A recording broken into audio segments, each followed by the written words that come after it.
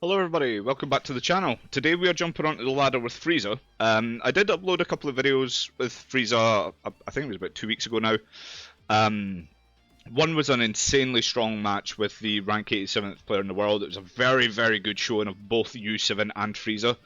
I would argue that Red could be Frieza's hardest matchup personally. I just think it has so much removal for our 20Ks, even our 25Ks. You know, it can neg them down slightly, just get them in that range. But it was an absolutely insane match, honestly. So if you haven't seen it, guys, I'd recommend going through the videos and going having a look for that game, because genuinely you will learn a lot about Frieza. This is one of my favourite leaders. I genuinely believe it is the tier 1 deck of the format.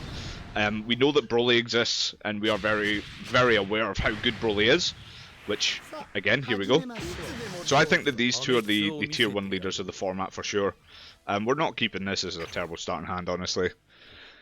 But genuinely, I think that in the tier list, I know that I did a video on this last week, but Frieza for me and Broly are both the Z tier decks. The format, they're both insanely strong. This is, once again, what happened to our hand here? We have a Zarbon at least, but we have no turn 1, which kind of sucks. But yeah, I think that Frieza and Broly are both the tier 1 decks this format. Frieza's versatility, you know, its ability to control a board, its ability to go tall, its ability to go wide, it's just insane. It's so strong, and it can locking down battle cards is essentially the same thing as just killing them. I know a lot of people will disagree with that, but when we can lock them down turn after turn after turn, we just get that advantage for sure. We might honestly use the energy marker, because we can self-awaken with Frieza and then do it again with Zarbon the following turn. Maybe not the best idea. We don't need to, so we can just leave it. He's going to have to attack into us anyway.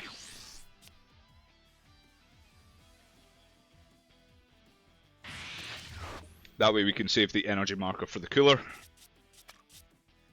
Absolutely love this card.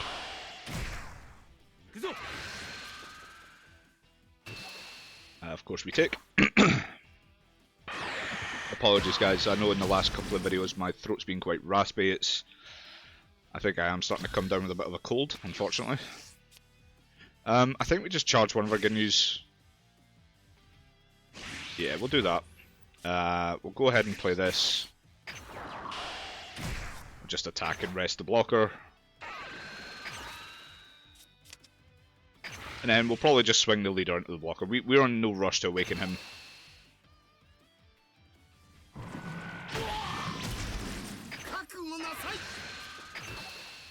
And our hand's pretty stacked, honestly. We have some really, really good plays for the next few turns.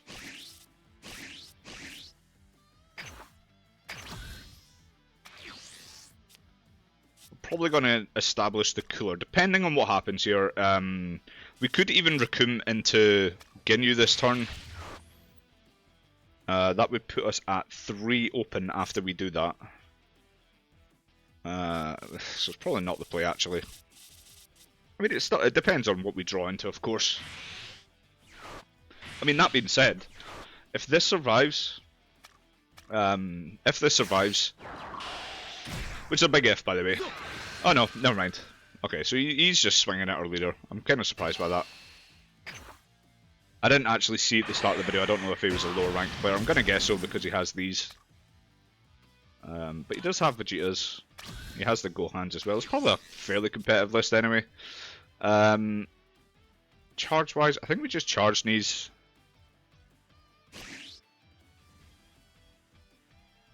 No, maybe we keep that actually. I want to keep these because these are 25Ks, so they're threats into Broly.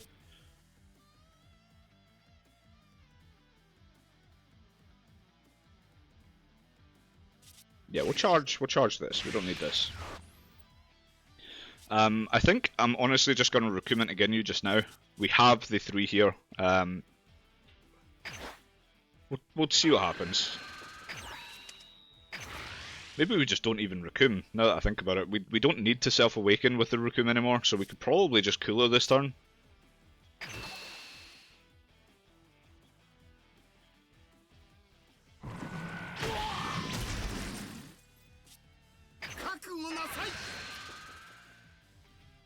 Yeah, 15's fine. If he combos, he combos. I don't see why he would though. And then we cooler here. I always like spending the energy marker on cooler. We get to it that turn early. We rest nothing, of course. The one thing we have to remember too is awaken after the swing. So now that he's going to 4 life, he has the decision to make to awaken on his turn or not. And like in a video I think I published a few days ago, we'll see what happens with this as a Broly player, because a lot of times they don't attack and then awaken because you want to get the draw before awakening. So we're just going to end, and of course we untap these two. But a lot of Broly players that I've been seeing, especially the lower ranked Brolys, you know, they'll awaken on their turn without swinging, and it's like, well, you lose a draw, you lose a card from hand because you've just sequenced that incorrectly. See, he's done it again. I just don't understand. Like, it could just be people not really understanding the effect of awakening mid-swing, but you get the on-attack auto, which is when attacking, draw 1 card. So you'll get that, and then you'll awaken, and you'll be in the exact same spot you're in at this second, but you've got a card in hand. So I don't really know why they tend to do it like that. I get a feeling it's just inexperience, honestly, more than anything. But people, if you are watching this video and you do play Broly, please, please, please, if you're awakening on your turn, swing with your unawakened leader first, and then awaken mid-attack.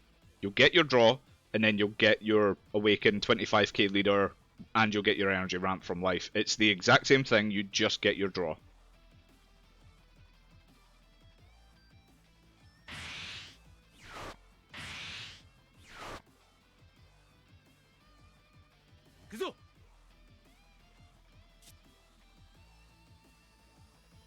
Yeah, we'll block. I'm happy to protect this. What we'll do is we'll rest that. No, KO that, sorry, I should say. We have a super combo, so we're under no threat here.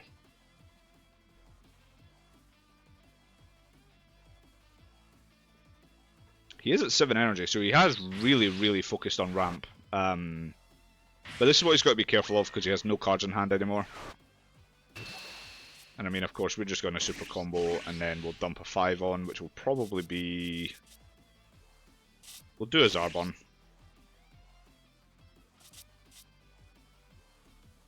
Yeah.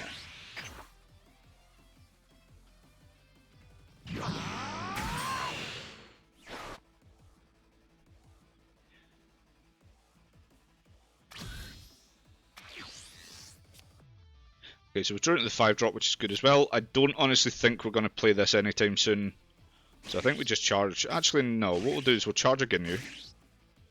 We can't Ginyu this turn just because we don't have the cards for the effect. We can, technically, if we Raccoon, but it'll put us at 3 open energy, and honestly, I think this is just a better play.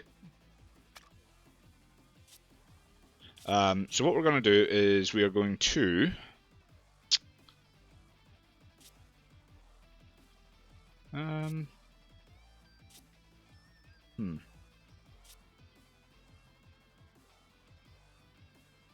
We'll just attack with this.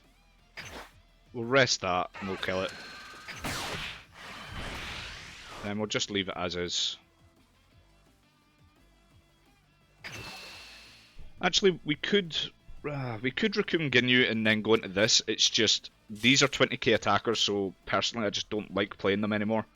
The Ginyu I'm completely fine with, just because it untaps the energy it uses as long as we have the board state. So maybe we do this and then this Ginyu as well. And that'll keep us at 3.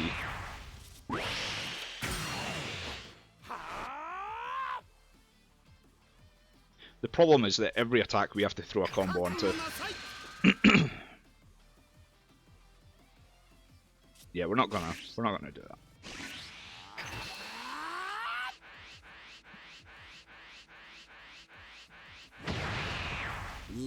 Okay, so he takes that. Fine by us, because we're now just going to tap 4.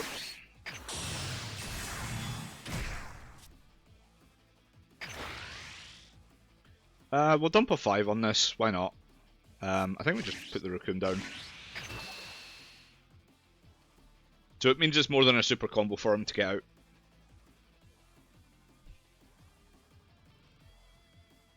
fine, he takes. And then we don't bother swinging. We could swing and just draw out some cards in hand, but honestly, I don't really think it's worth it. You know, it would cost us 2 cards from hand just to defend it. Oh, sorry, just to make it an offensive like threat. I mean, we could just go 25, but is it really worth it? No, I don't think it is, because if we attack, this is going to be in rest mode, because we're going to untap these two. So this will be in rest mode, which means that if he Broly's next turn, it's a target for Broly. And if he androids this turn, we don't care, because we've got 2 4 costs, so I think we just leave it as is.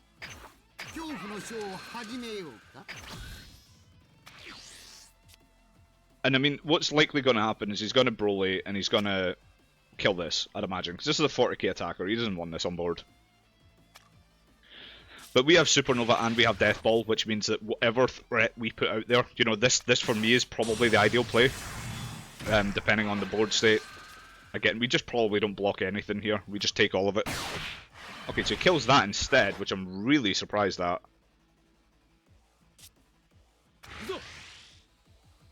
I think we just take all of this damage, and then we just full send, because he's got, what, 6 cards in hand. I don't think any of these are super combos, and I don't think he's used any super combos, has he? He is not. Okay. It would be a risk to just full send on this, but honestly, I don't see any reason why not to. I'm just going to do the math in my head quickly. So, 40, 60, 70, 80, 90, be 105, 110, just off of that. And depending on what we get from these 3 life here, because I just think he's just going to full send at face. Okay, so that's not great. Actually, no, that's fine. It's 15k. Because this is still on board, we're fine.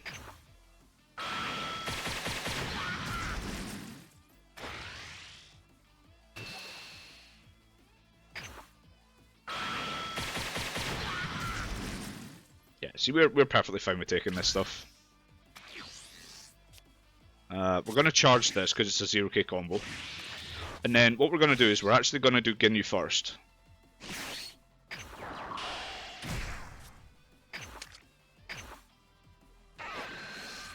Of course, another 0k.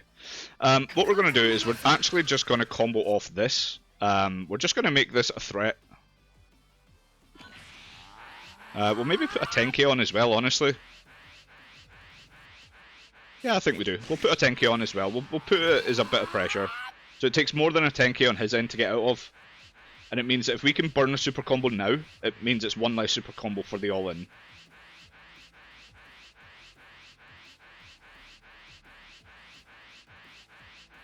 And if he has an instant Kamehameha, again, it's 1 less 15k that we have to deal with going into the all-in swing.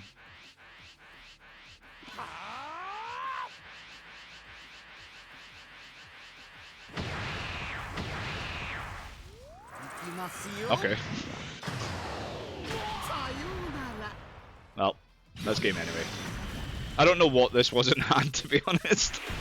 I don't know if he just miscalculated the math, or if he just gave up, I don't know. But yeah. But Frieza is still an absolute terrifying menace. Like, we can just... It depends on the match. Again, if we want to go wide, if you know, you want to go wide into 20k leaders, but you need to go tall into leaders like Broly.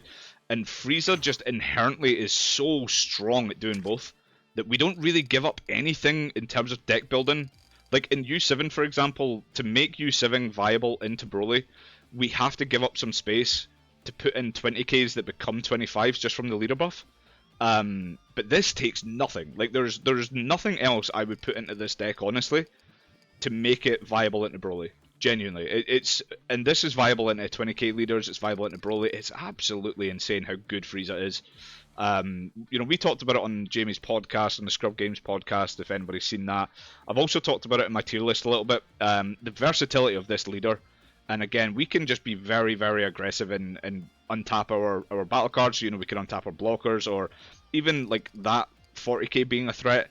You know, we can just untap this 40k. It's absolutely insane. And we can untap these as well, meaning in most matchups, it's impossible for them to deal with. And green is different because obviously they just KO anything, no energy restriction off the Broly, but it's so difficult for any other colour to deal with this 5-drop. And then if they then spend their turn dealing with it, they've probably not utilised their turn fully to the point where it would be a kill turn, and then if we have another, we just establish it again, and they're back to square one at that point. But yeah, this is the list, guys. I'm not going to go over it because I don't think I've changed it since the last video, but yeah, the only change I would maybe make is 3 supernovas to 2 death balls. That's probably the only change, but I do like the defensive option of the death ball. I know a lot of people don't. A lot of people just go full face, but again, yeah, that's the list. That's currently what we run with at the minute. And yeah, if you guys have any deck suggestions or anything you want to see coming up in the next few videos, please hit me up in the comments. And if you haven't already, please like and subscribe. And I will see you in the next video. Peace.